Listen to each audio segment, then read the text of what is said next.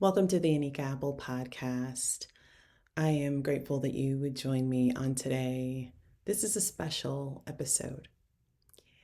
It's interesting because I had a different episode planned for release this week. And as you know, I follow the leadings of God. And instead, we're shifting to our divine guidance episode for the month of November. I don't find it strange that this would be where I would pivot to the beginning of this new month, but also with all of the things that are happening right now in the world. It certainly makes sense that we would be trying to make sense of all the things around us and simply unable to do that without seeking the wisdom of the divine, of God, of Source. And so that is what I'm here to do today. It's interesting because this morning I was thinking about this episode, not an episode, but a reel that I created over the weekend or at the end of last week for the weekend that I did not publish. And if you want me to publish it, perhaps I will go ahead and put it in the comments, and maybe I will share it with you. But it had a lot to do with what this moment is. And the reason that I didn't publish it is because I really wrestled, not so much with the message, but with the timing and with the things going on in the world, and specifically the political climate that we have here in the United States. And as someone who is prophetic, I know that people are always interested. So, what are the prophets saying? What are they saying about what is going to happen and who's going to go into office? And typically, in preparation for me delivering anything that I know is going to be divine, like obviously it flows through as it does. But when I'm preparing, like for this podcast, the Divine Guidance Update, I stay far away from anyone else's prophetic sharing, their intuitive sharing, because I want nothing to taint what I'm hearing from God. And I will tell you, I'm recording this on November 5th, which happens to be the election day here in the US. And what's really interesting is what God has been showing me across time is that there isn't a defined answer that we can understand in our humanness. And so when people are like, some people are saying they see the Republican candidate for president in the office, some people are saying they see the Democratic candidate. What I've been hearing consistently is that what God is doing in this moment is more about exploring the position and posture of our hearts than anything else. And what God has said to me from the beginning of this election timeframe, since the summertime, is that this is not about a single person. It's not about a candidate. Of course, it's important to the American people and really to the world who goes into office. And there are so many different things at risk. And I promise to not politicize this podcast because that is not what this is about. But that even though it matters significantly for so many reasons, that there's a more here, and that more is who you are. It's who I am. It's how we choose to engage with one another.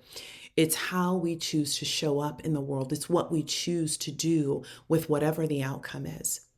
You see, the reason that this time has been so heavily focused on exposure is because every time something else is exposed, it is for us to see ourselves, to see the reflection. What I'm being reminded of in this moment is this beautiful parable where Jesus talks about not casting the first stone. And there's also scripture that talks about paying attention to the speck in your brother's eye when there's a plank in your own, which is for us a call to recognize that before we're looking at others with judgment, before we're making assumptions about where they are and who they're being and what they are doing, that we should really study ourselves. And that is what we are in the moment of right now. It is time for us to study ourselves.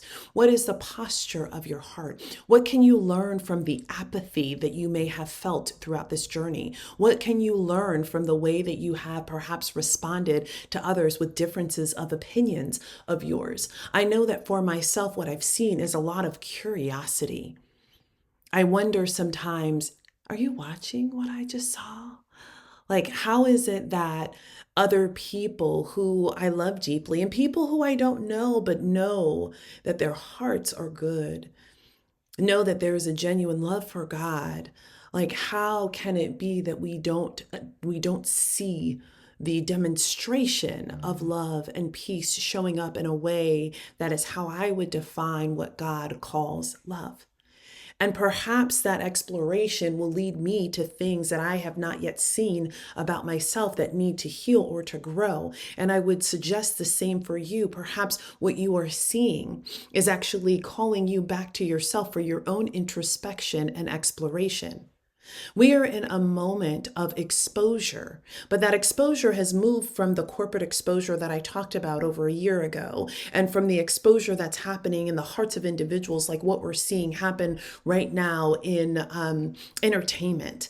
It's going beyond the exposure that we've seen of the Supreme Court and all of the different decisions that have been made around changing history and banning books and all of those things that have been happening. The exposure now is individual.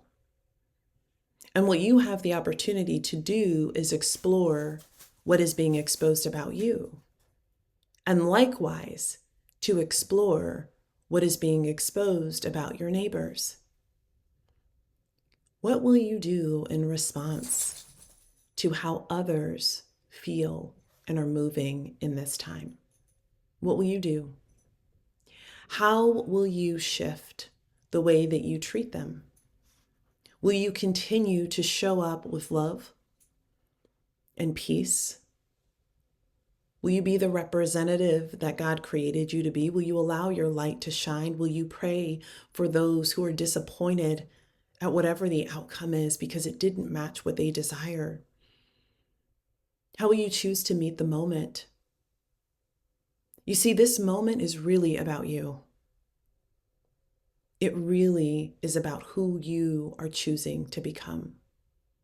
One of the big messages that came through on this weekend was about the recognition that this is a moment in time and the moment does not define us. We get to define the moment. We get to define this moment. And what I have seen, because God has shown me quite a bit of what is to come. 3 years ago, God showed me some of the things that we are living in right now. And what I know is that regardless of who takes office, and not just in our presidential office, but throughout the decisions made in every state, in every county across the world, there is a long road ahead. Because quite frankly, what has been exposed is the brokenness. It's the systems. Have you ever paused to think that perhaps what you are seeing in this moment is literally creating an opportunity for you to test your beliefs, to test your faith, to look at the truth and then decide what it is that you think is right? There are so many people who have declared their beliefs one way or another about different issues. Yet, where is the work to shift the trajectory forward? It is not enough for us to say that we care about a particular cause and not change the behaviors related to it. I was having a conversation with someone the other day, and we were talking about gender equality. And in that moment, we were talking about just how people can say that they don't have problems with women being equal. And I'm using this as an example. Of course, it could relate to any place of differentiation about the beliefs or values that you have. But I said it's like someone saying, well, I have a mom, so of course I believe that women should be equal. It's not enough. The question is, what does your heart really sit on equality? And when you see the differences that exist, what do you do to change and shift them? And I don't say this from a place of judgment because, quite frankly, I'm not interested in judging you. I'm not interested in judgment at all.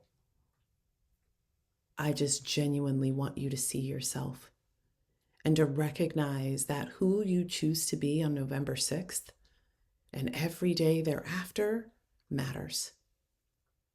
And I'm calling attention to that date because I'm recording this on the 5th. I don't know when you will hear this, but I need you to know that you made a choice to be who you are today and to believe what you believe today, and that tomorrow you will have that same choice again. And you will get to choose who you are indeed becoming. The world needs your light.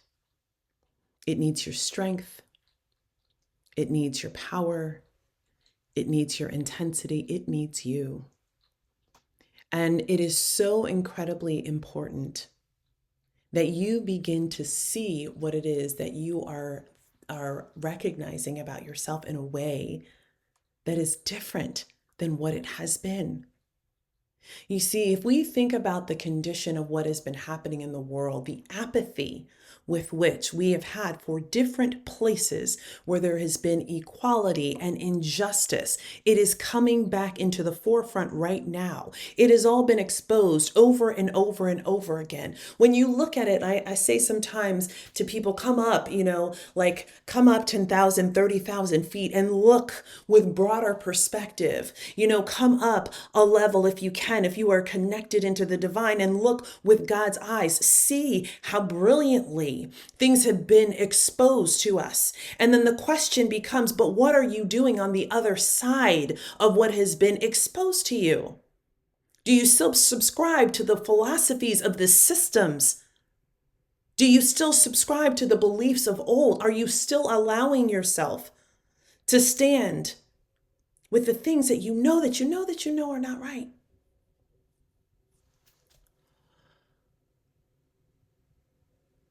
Okay. And I will tell you that one of the deep places that I got into in the message that I mentioned from last week was in talking about religion. Huge part of why I have not shared it. And here's the thing. There's a lot of using religion for political positioning right now. And it breaks my heart. Take the political realm out of it. It just breaks my heart in general when I hear people using the word of God, examples, to espouse things that are hate. I watched a pastor of a church preaching from the pulpit, talking about a group of people and calling them evil because their beliefs are different than his. But yet, they're people of the same religion. The way that we see one another has been broken. The way that we connect is broken. In and of ourselves, we are deeply grounded in who we are and have been doing our healing work. And for so many others, there's so much healing left to be done. And we are not to abandon one another while we're on our healing journey.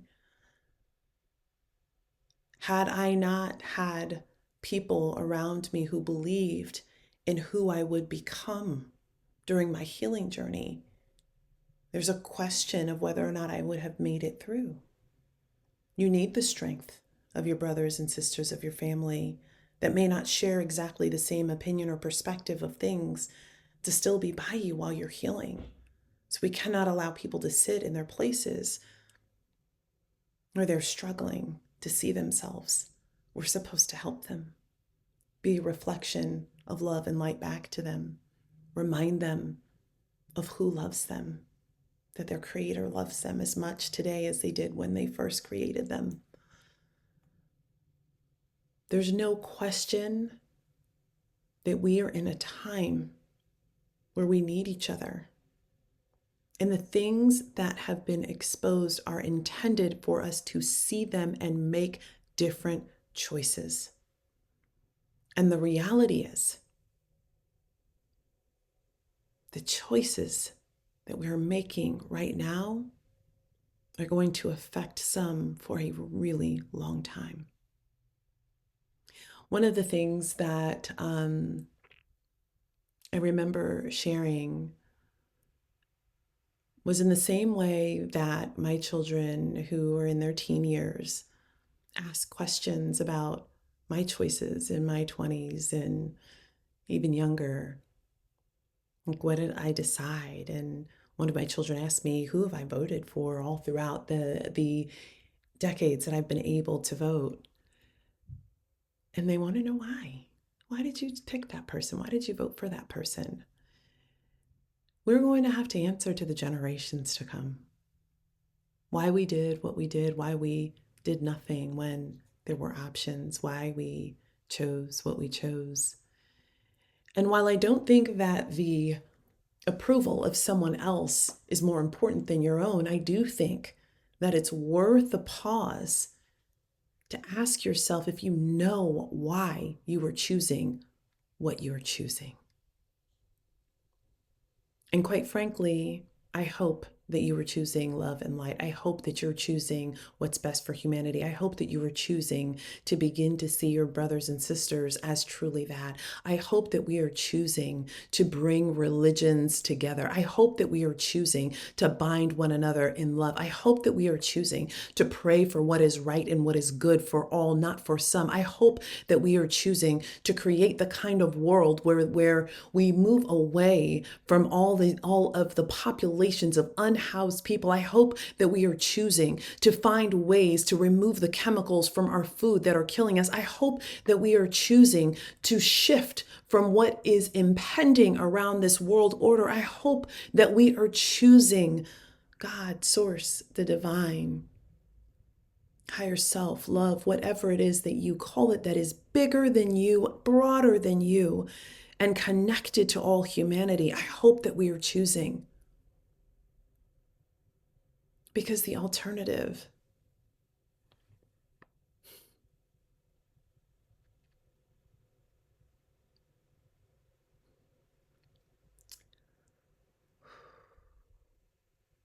I can't tell you all of what I have seen for the time up ahead, but I can tell you that anyone who could choose would choose different. I've said for months now that there is a time ahead, especially in the US, that is unlike anything we've ever seen or experienced. And quite frankly, that we go through things that we thought would never happen on this soil. And we are opening the door wide for it. And this is why your exposure of your own heart matters so much. So find some time today to look in the mirror, not with judgment, not with distaste, and not with ego, but just to truly see yourself. What's hurting inside of you right now? What feels fearful? What feels strong and confident? What do you know to be true? And who are you choosing to be? Because the truth is that throughout history in this country, we have so many times ignored the exposure of what is wrong. We have ignored what is broken. And the soulless bodies that stand to our left and our right, we have yet to truly see. And I mean that genuinely. There is so much more happening here than what you can see on the surface. So getting caught up in the swirl is dangerous because it will take you away from the truth. the relationship that you have with the divine is required for your sustainment and for ours in this moment. Your commitment to heal yourself is required. It's so very important. If you think it was difficult for us to navigate through the last 4 years, particularly through 2020, through 2022, we have a journey ahead. And it is not a time to take lightly, regardless as to the outcome of elections. Your choices matter. And you are being called back to yourself today, to be in your truth, to know what you know, and to not look to others to see what it is that they believe to be right, to borrow their perspectives, but instead to stand boldly in your own. What do you know about what is true and right? Because that is what's required to carry us forward. And I will say this, despite the challenges up ahead, love always prevails. God always wins. Always. Always. Even when it looks dark, even when there's heavy fog, even when it's difficult to see the way through, God always wins. The light will win without question. But that doesn't mean that it's not a challenging time ahead, and we get to influence it based on the conditions of our heart. For many of you who wandered onto this, you don't know me, and you're like, who is this woman and why should I listen to her? Ask God. All I'm going to say to you is this: regardless of who I am, this message has touched your heart because you know truth when you hear it. I'm calling you forward, back to yourself and into who you were designed to be here. I'm calling you forward to show up for yourself, for one another, for your children, for your lineage. I'm calling you forward to recognize that the way that we have existed has not been enough. That we must operate from a place of love, that we must see one another, that the challenges that we face are not meant to be compartmentalized. We're not meant to have this kind of separate existence. It is tearing the fiber of who we are apart. We're not meant to agree with so much of the rhetoric that you have heard over the past several months. We're not meant to turn a blind eye to the choices and behaviors that do not align with what is good and what is love and what is peace and what is grace. We need to expect more of ourselves. And from removing that plank in our eye, we can expect more of others. But the expectation cannot come without the support that we are to share with them. We're accountable and responsible for helping one another because we are a part of humanity together. We do not exist by ourselves. That shared existence starts right at the end of your personal space, where it connects to the next person. And thus we have to look at things differently. And that will not change regardless of the outcome of the election.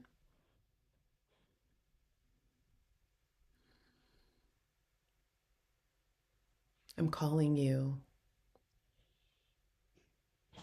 to ask you how you can create peace within yourself, regardless of the external circumstances. I'm calling you to look into your own eyes and ask yourself that question. I'm calling you to ask yourself, what would life feel like to know that you are grounded in peace and connected to the divine, despite anything else that's going on around you? It's time for you to answer. to allow yourself to be connected and plugged into the source, to God, to light, to love, to your higher being, your divinity. It's time for you to be plugged all the way in. Study less about the things that seem to divide us and more about what brings us together. Because that's the world that you want to live in, trust me. Because I've seen what the other version looks like, and it is not pretty. There is no one thriving amidst the kind of hate and despair that is imminent if we do not see ourselves and choose to shift.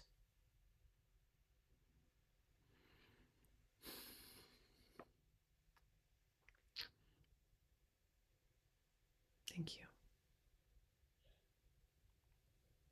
It's never easy to deliver a message that is tough, but I hope that despite the things, the truth that I have shared with you about the time to come, that what you will ground yourself in is the fact that you do have choice. That the moment doesn't make us, we make the moment. We make the moment. And you get to decide who you're being. The exposure is happening for you. Look at what you are seeing people say and do, and ask yourself, what is my reflection back of what I am seeing and doing? Am I becoming like that energy? Am I choosing an action that shifts what I see in the external environment? What am I willing to do? What am I called and created to do that puts me in position to shift the things that are happening? And for those of you who are like, I want to do something, but I feel so small. But when you're connected to what is bigger, you're not by yourself. It's not via your own strength. And for those of you who are deeply religious, followers of Christ, as I am, I call you back to the truth of what's in the Word. The greatest of these is love. So rhetoric that looks to hurt others, demean, disrespect, marginalize, minimize, oppress, that is not love. It is not love.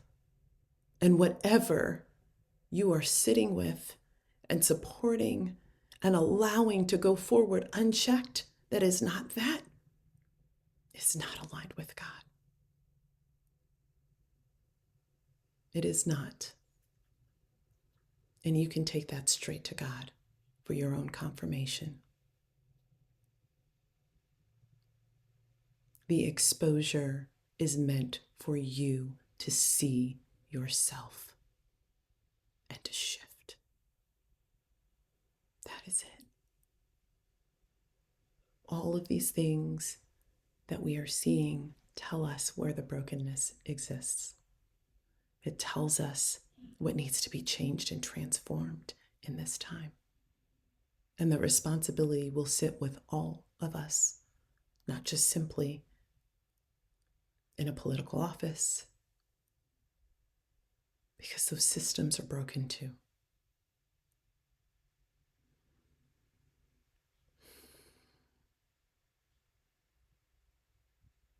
I wish you all peace and light. I send you hope, because what I do know is that some of you, as you listen to this, even if it is weeks after the election, that you will feel the call to action, that you will know that you have been called forward, that this will serve as your confirmation, or perhaps this is the thing that will send you right into prayer, wanting to know what God's will is for your life. So there is hope, because you are the hope. There is hope because we still have choice. We still have the opportunity to come together, to rise up together, to make different choices, to denounce the way that things have been. We still have choice. So if you're looking for the inspirational, upbeat way that I typically leave things, I will just say, I'm betting on you. I'm betting on you. I trust God. God always wins. I'm betting on you that you will stand up, that you will choose love, that you will choose light, that you will choose to be the change that we need in the world. And what you will find, and I know this to be true in my own experience and the experiences of those that I support, is it is the most easeful thing that you ever do.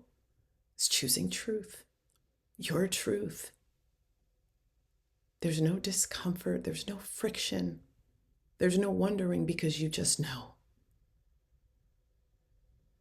And the journey starts with saying yes to your truth today.